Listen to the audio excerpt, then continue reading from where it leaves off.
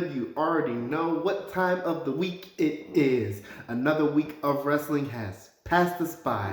And through all the good matches, we had some good matches, had some nice matches, had some trash matches. We always have those. But throughout the Rumbles, the tag team tournaments, and all that, I got 5 matches for you. 5 of them, count them. 1, 2, 3, 4, 5. And I wrote them all down. And here we go. These are your top 5 matches of the week.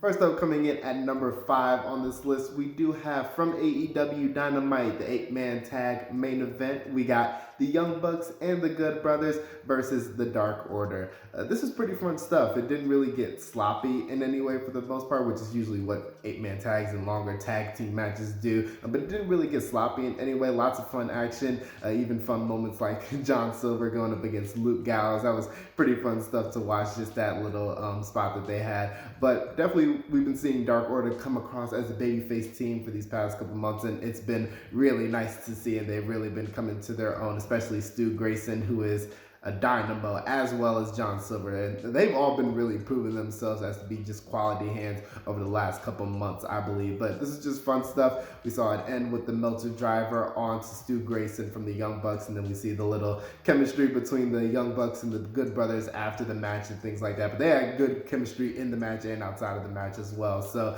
everything really came together with this one. Nice little main event, and yeah, it's my number 5 match of the week. Coming in at number 4 on our list, we do have from NXT in the Dusty Rhodes Tag Team Classic, the team of the grizzled young veterans against the team of Kushida and Leon Ruff.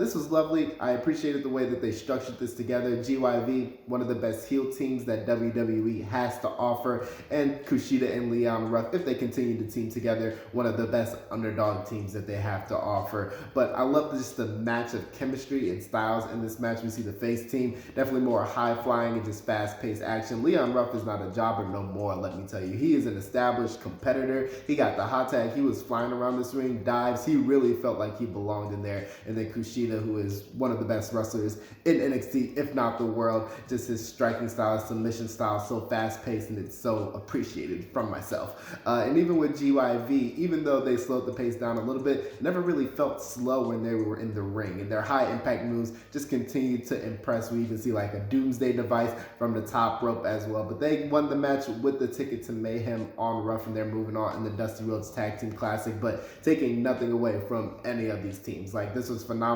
done and structured, and this is my number 4 match of the week. Next up, coming in at number 3 on our list, we got the Royal Rumbles match, the men's Royal Rumble match.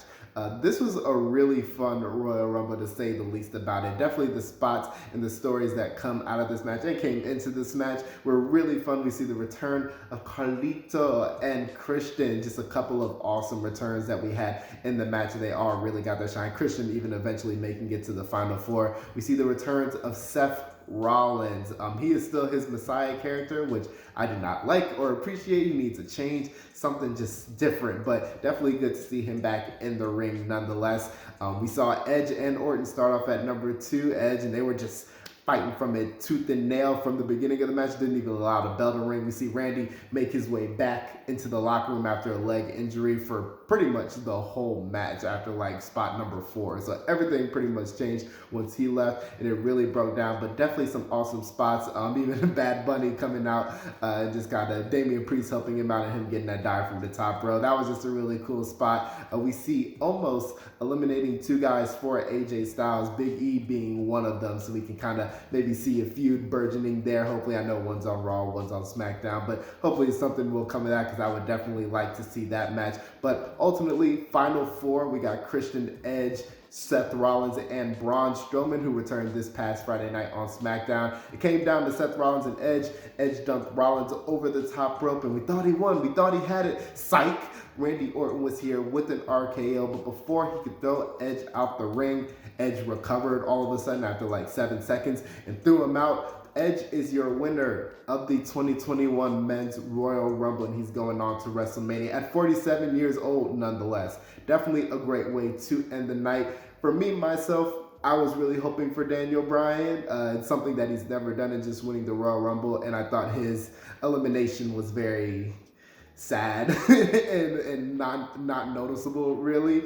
But definitely I have no problem with Edge winning. It's really good to see him back in his first match back and his first Royal Rumble back. Definitely something that was just really awesome to see. The emotion coming out of him was spectacular. So I have no problem with it at all. Definitely one of the best. The Royal Rumble is really becoming really good on a consistent occasion. And I like it. I like it. Last year was good. The one before that was but the one before that was good. It was like, yeah, this is coming together really a lot. So I enjoyed this men's Royal Rumble, and that's my number 3 match of the week. But not to be undone, ladies and gentlemen. Next up at number 2, we have the Women's Royal Rumble match. This one was very fun as well, very similar to the Men's Rumble in a lot of ways. Our first just really nice little sequence in the match. We got Billie Kay just like coming out at number 4. She's trying to get people to tag in and team with her as she's going into the ring. We eventually see the return of Jillian Hall, and she comes out, Billie and Jilly. We love to see it. They just had some very nice moments early on in the Rumble. It started off really nice just with Bayley, Naomi, and Bianca coming out in succession. It was just a really good about first 5 minutes of this Rumble. Very athletic style. We see the cartwheels between Bianca and Naomi. It was really cool. The returns in this match were phenomenal as well. I mentioned Jillian Hall. Victoria came back. Love to see this. I love to work in TNA as Tara, so it was definitely good to see her here, as well as Alicia Fox, who had some 24/7 action and stuff like that. Won the title, lost the Rumble. She lost everything, pretty much. But we get our first real shock at number 14. We got Rhea Ripley, who was my pick to win. She came out. She just started cleaning house. I believe she ultimately had 7 eliminations at the end of the day. She was definitely the most impressive person in this Royal Rumble, just in terms of like impact once she came into the match. But at the end of this match, oh, this was a beautiful end to a Rumble. One of the best that I've seen in a minute. We got our final 3 as Charlotte, Rhea Ripley, and Bianca Belair. Bianca and Rhea team up to take out Charlotte, and I collectively exhaled because I was very scared. And then what followed, one of the best 2 men into the Rumbles that we've ever seen. Definitely the best one from the women's side, because this was phenomenal. 2 of the up-and-coming future stars in the WWE just going at it tooth and nail, just reversals, all that. These 2 know each other well from NXT, so this is all the right, all the fitting. Eventually, Bianca got the elimination with the clothesline over the top rope, and she is going to WrestleMania, and the end was just emotional as heck. Her talking about her mom and her dad and just tearing up when she was getting interviewed. Like, this was extremely emotional for all parties involved, and I heard she even got a backstage just standing ovation when she came through the curtain. So all of that is just fire. She was definitely, in my opinion, even though I picked Rhea Ripley to win because I thought the story was right there, this was the best person to win in my opinion. I can't wait to see her go up against Sasha at WrestleMania. So all of this really came together. The fun surprises, really structured well, even though there was a lot of women in the ring at the beginning of the match. There wasn't an elimination until like number 12 came out or something like that, other than Shotzi. But near the end of this match, the back end of this match, and especially the last 2, very well done, very well done. This is my number 2 match of the week. But last up, coming in at number 1 in the matches this week, we have from AEW Dynamite, Jungle Boy versus Dax Hardwood. That song is so nice, but the crowd made it suck. Like, the crowd should never do anything like that again and just chant that. But this was such a phenomenal match. Dax Hardwood is such a master in psychology in the ring. Like, even with FTR, it's pretty good, but you can see it. It's really clear with him by himself that this was just a really psychological match that they really put together. Apparently, he's the one that came up with the idea for the match anyway. They had the handcuff stipulation on the outside, but while it was a weird little stipulation and gimmick, it didn't really overshadow the match in any way, even though they kept looking back to it. It didn't take away from the match at all.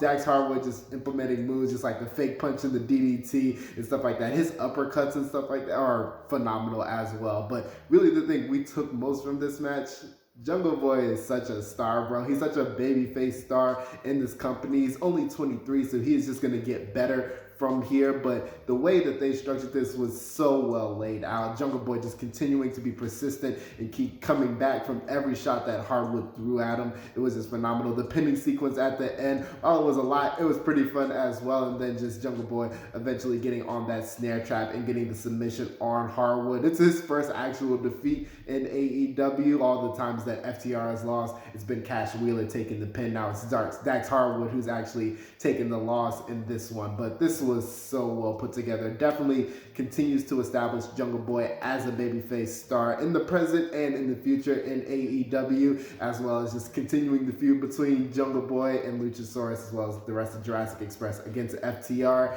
And Dax Hardwood is such a phenomenal and underrated pro wrestler. It's maddening. So this was awesome. This is unbelievable. And this is my #1 match of the week. That's going to do it from your boy. If you thought I left any matches that you thought were awesome throughout the week on this list, definitely leave them in the comments. Leave them on social media, post everything like that, because I love watching wrestling matches. So I will go back and watch them, of course. But that is going to be it from me. You will continue to see videos throughout this week. The Royal Rumble was phenomenal, so you continue to see videos about that as well. But that's going to be it. I'm out. Peace. Continue to love each other. Continue to pray. I will catch y'all soon.